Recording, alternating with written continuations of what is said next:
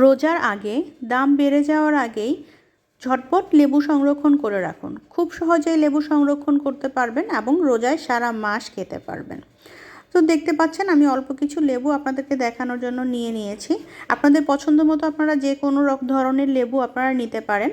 লেবু প্রথমে কেটে নিয়েছি। বাজারে আজকাল বিভিন্ন ধরনের লেবু রস বের করার জন্য যন্ত্র পাওয়া যায়। আমি ওই টাইপের একটা যন্ত্র দিয়ে লেবুর রস বের করে নিচ্ছি। আপনারা চাইলে হাতের সাহায্যেও বের করে নিতে পারেন। আমার বাসায় স্টিলের এটা ছিল, আমি এটা দিয়েই বের করে নিচ্ছি। তো লেবুর রস বের করার প্রসেস তো আপনারা সবাই জানেন। আর এটা দিয়ে বের করার একটা কারণ আছে।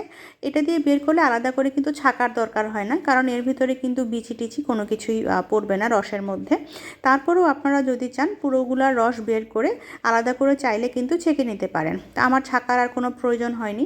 এরপরে হচ্ছে একটা বরফের ট্রেতে সুন্দর করে আমি রসগুলা কিন্তু নিয়ে নিচ্ছি।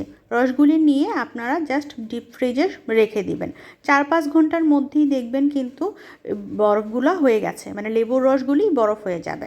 বরফ হয়ে যাওয়ার পরে একটা জিপ-লক ব্যাগে বা পলিথিন ব্যাগে আপনারা মুড়িয়ে রাখবেন এবং যখন প্রয়োজন হবে ইফতারের আগ মুহূর্তে এই বরফের ট্রে থেকে একটা করে বরফ নিয়ে কিন্তু খেতে পারবেন।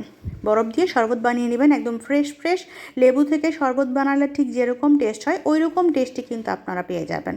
তো দাম বাড়ার আগেই কিন্তু আপনারা ঠিক এভাবেই সংরক্ষণ করে রাখতে পারেন সারা মাসের জন্য লেবু।